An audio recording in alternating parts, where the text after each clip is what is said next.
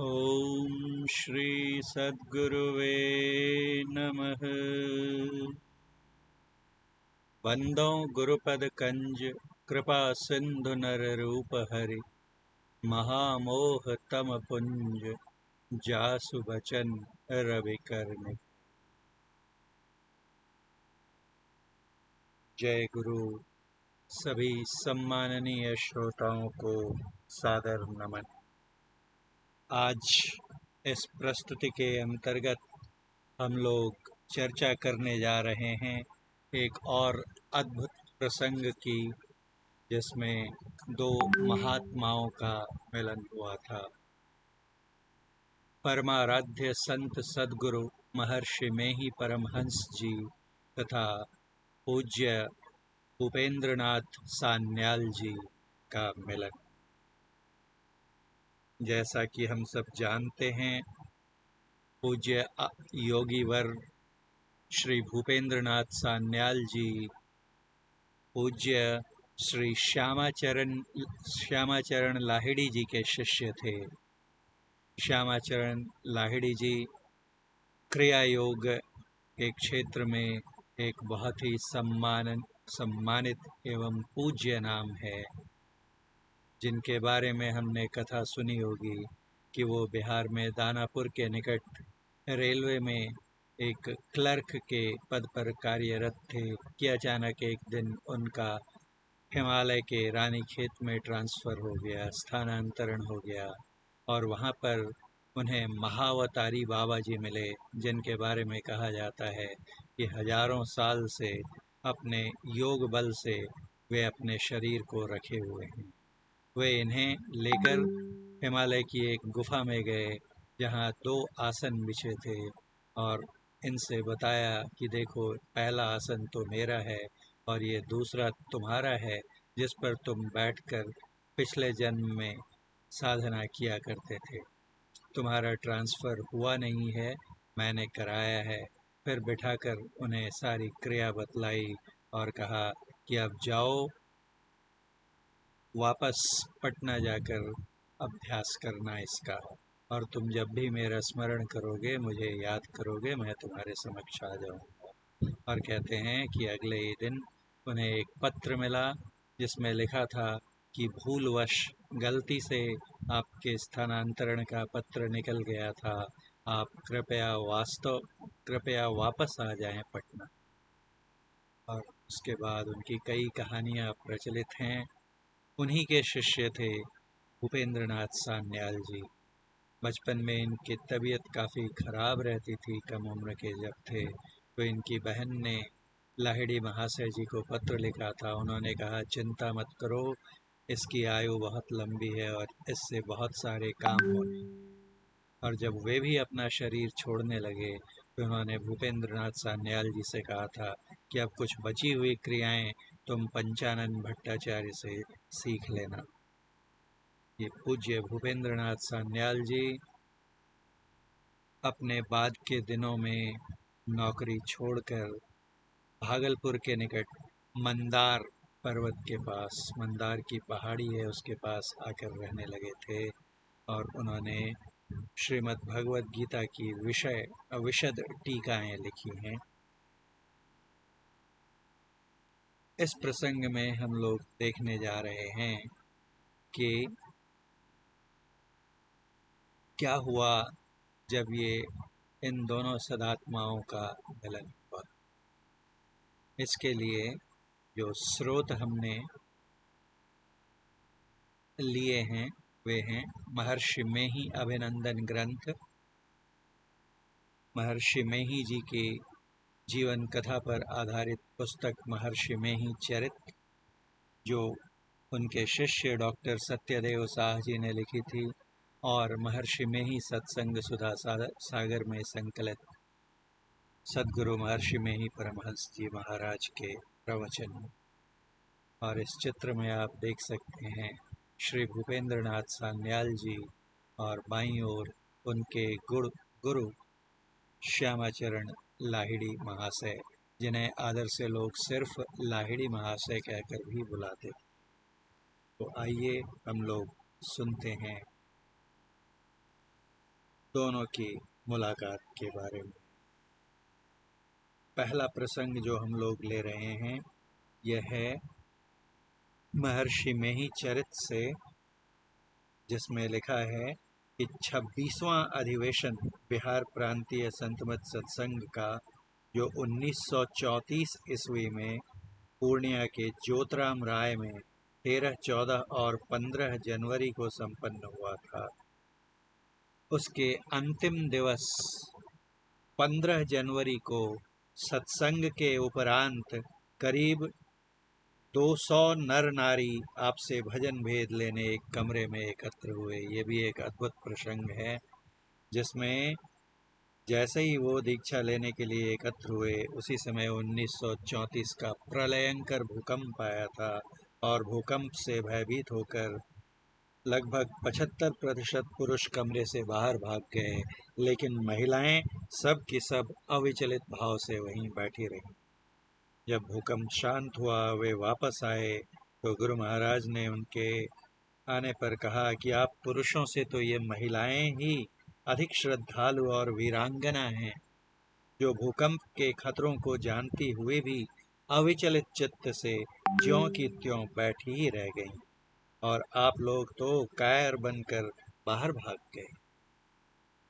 इस सत्संग अधिवेशन के पूर्ण होने पर आप श्यामाचरण लाहिड़ी जी के एक गृहस्थ शिष्य योगी भूपेंद्रनाथ सान्याल, इनके बारे में मैंने पढ़ा था, इच्छा न होने के बाद भी इनका विवाह हुआ और करीब 2 या 3 पुत्र और 4 पुत्रियां हुई, लेकिन इसके बाद भी इन्होंने बहुत ऊंची साधना की और गुरु महाराज ने अपने प्रवचन में कहा कि इनका दर्जा किसी साधु महात्मा से कम नहीं है, बहुत उच्च कोटि के विद्वान थे और साधक भी। गृहस्थ शिष्य योगी भूपेंद्रनाथ सान्याल, जो अपने परिवार के साथ रहते हुए भी साधना कर एक ऊंचे दर्जे के योगी हो गए हैं, से मिलने टीएनबी कॉलेज के प्रोफेसर नारायण दास जी के निवास स्थान भागलपुर पधारे, तेज नारायण बनेली महाविद्यालय। प्रोफेसर नारायण दास जी भी उनके शिष्य थे और सान्याल जी उन्हीं के निवास स्थान पर ठहरे हुए थे। पारस्परिक वार्तालाप के सिलसिले में आपने उनसे पूछा, प्राणायाम का विधिवत अभ्यास कर ध्यान योग करना चाहिए अथवा बिना प्राणायाम किए ही ध्यान योग करना चाहिए? योगी सान्याल जी ने उत्तर दिया, प्राणायाम करके ध्यान योग करना चाहिए। इस पर आपने कहा, गीता के 6ठे अध्याय में लिखा है कि समतल स्थान में आसन बिछाकर उस पर शरीर, गर्दन और सिर को एक सीध में रखकर बैठना चाहिए और ध्यान करना चाहिए, परंतु प्राणायाम या श्वास का व्यायाम करके तब ध्यान योग करना चाहिए, ऐसा तो उसमें नहीं लिखा है। वे बोले, ऐसा करने से भी प्राण स्पंदन रुक सकता है, अतः वह तो प्राणायाम ही हो गया, वह तो प्राणायाम हो ही गया। अर्थात जब ध्यानाभ्यास करते हैं उस तरह से जो गीता में बतलाया गया है और जिसकी शिक्षा संत मत देता है, ऐसा ध्यान योग हुआ तो उसमें प्राण स्पंद रुक जाता है, और जब बिंदु ध्यान दृष्ट साधन में और प्राण स्पंदन रुक गया तो वह स्वाभाविक रूप से अपने आप प्राणायाम घटित हो गया। आपने पूछा, प्राण का वायु से क्या संबंध है? उन्होंने उत्तर दिया, जैसे दूध में मक्खन रहता है वैसे ही वायु में प्राण का निवास है। फिर आपने पूछा, ध्यान योग से प्राणायाम का क्या संबंध है? इस प्रश्न का उत्तर नहीं देकर वे कहने लगे, क्योंकि गुरु महाराज कहते थे और शिव संहिता इत्यादि में भी लिखा हुआ है कि जो क्रिया योग में अलग अलग 5 चक्रों पर ध्यान लगाया जाता है, उन 5 चक्रों पर ध्यान लगाने से जो फल होता है वो सीधे दृष्टि योग से सुषुम्ना व आज्ञा चक्र में ध्यान लगाने से होता है, और प्राणायाम करने की विधि में जो अंतर्निहित जोखिम हैं, खतरे हैं, जिनमें प्राण तक संकट में आ सकते हैं, उन खतरों से भी साधक बचा रहता है। इसलिए गुरु महाराज कहते थे, ये राजयोग सरल सुखद साधन है और इसे बच्चे से लेकर बूढ़े तक सभी कर सकते हैं। लेकिन प्राणायाम करके जो ध्यान योग करने की विधा है, उसमें किसी कुशल निर्देशक गुरु के निर्देशन में रहकर ही उसका अभ्यास करना अपेक्षित है। अन्यथा कुछ भी हो सकता है, प्राणों को भी खतरा हो सकता है। और ऐसा कुछ लोगों के साथ हुआ भी है। जबकि प्राणायाम हो जाने के बाद भी अंत में वो वहीं से दृष्टि योग से अर्थात आज्ञा चक्र से ही उन्हें भी आरंभ करना होता है। तो गुरु महाराज कहते थे कि दोनों रास्ते हैं। आप कठिन कठिन करना चाहते हो तो वो करें जो कर सकते हैं, और जो नहीं कर सकते, सरल सरल करना चाहते हैं, वो ये जो राजयोग है, जो संतमत की साधना है, वे करें। तो इसलिए जब इन्होंने पूछा कि ध्यान योग से प्राणायाम का क्या संबंध है, इस प्रश्न का उत्तर नहीं देकर वे कहने लगे, आप तो सन्यासी हैं और मैं गृहस्थ हूँ। यह सुनकर आपने कहा, आप अच्छे हैं किंतु मैं अच्छा नहीं हूँ। उन्होंने कहा, क्यों? आपने उत्तर दिया, आपके नमूने को देखकर लोगों को विश्वास होता है कि पारिवारिक जीवन में रहकर भी लोग योगी, ज्ञानी और भक्त हो सकते हैं।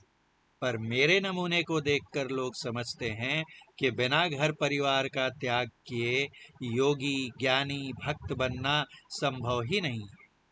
आपका आदर्श जनसाधारण के लिए अनुकूल और आश्वासन जैसा है, पर मेरे नमूने से संसार को भय होता है और वे इससे भड़कते हैं।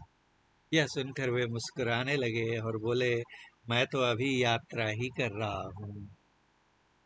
देखिए कितनी विनम्रता होती है। जो साधु महात्मा होते हैं, ये उन्हें बड़ा कह रहे हैं, वो इन्हें बड़ा कह रहे हैं।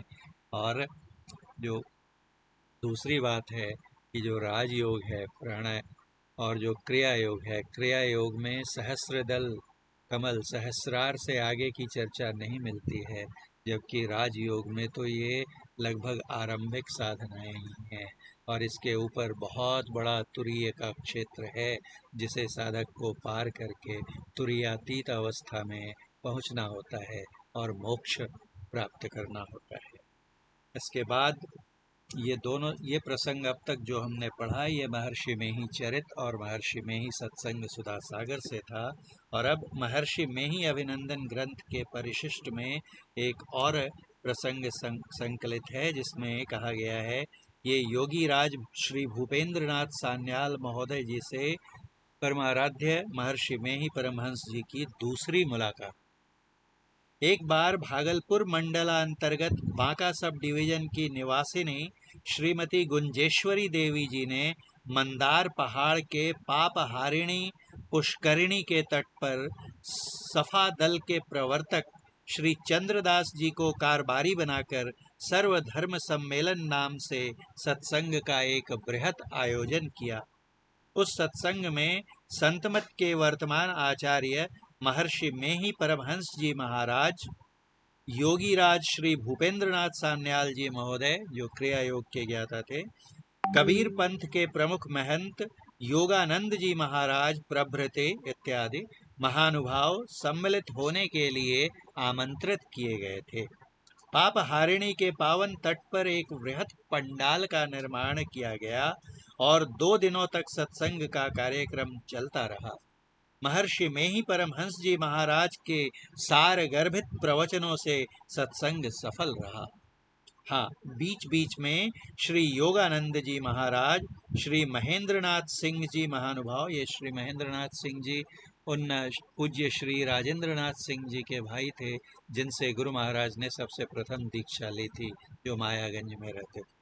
श्री महेंद्रनाथ सिंह जी महानुभाव, श्री चंद्रदास जी तथा अन्यान्य महानुभावों के भी प्रवचन हुआ करते थे। शारीरिक अस्वस्थता के कारण श्री भूपेंद्रनाथ सान्याल जी महोदय उसमें सम्मिलित नहीं हो सके थे, परंतु सत्संग की निर्धारित तिथियों के ही बीच 2 दिन उन्होंने अपने शिष्यों को महर्षि जी के पास, महर्षि में ही परमहंस जी महाराज के पास भेजकर कहला भेजा कि एक बार आप आकर उनसे मुलाकात करें। आपने उनको उत्तर भेजा कि सत्संग समाप्त करके लौटती बार उनके गुरुधाम में जाकर उनसे अवश्य मिलेंगे। तदनुसार जब आप दक्षिण की ओर जाने लगे तब उसी होकर गए और कुछ काल के लिए उनके आश्रम पर जाकर ठहरे। जब आप वहां पहुंचे वे अंदर थे।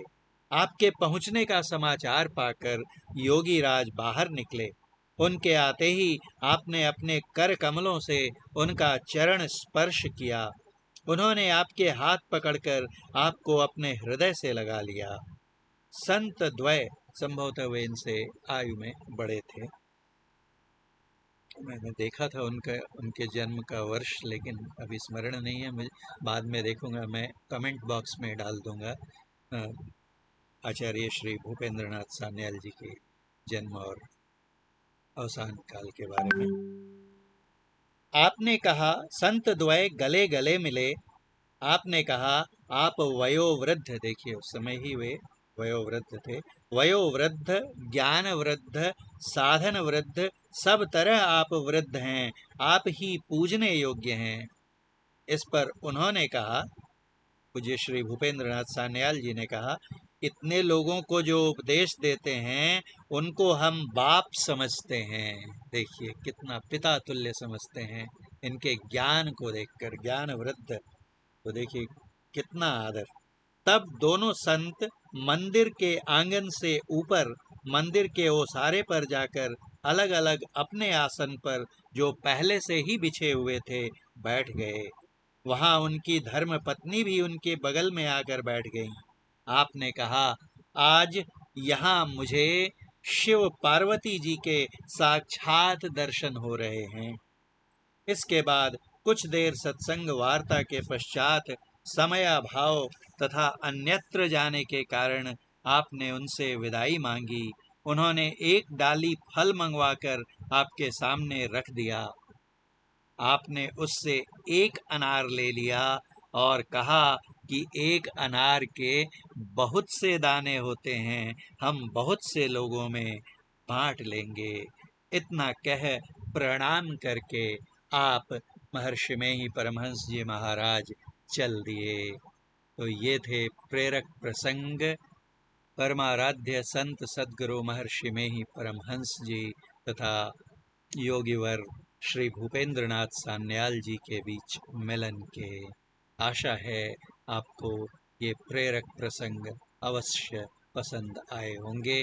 अपनी प्रतिक्रियाएं कमेंट बॉक्स टिप्पणी मंजूषा में लिखना न भूलें, और यदि आपने अब तक सब्सक्राइब स्वीकार न किया हो तो कृपया इस वाहिनी को स्वीकार भी कर लें।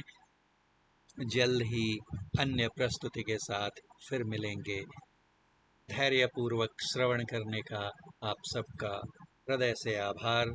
एक बार पुनः आप सबको सादर नमन। जय गुरु।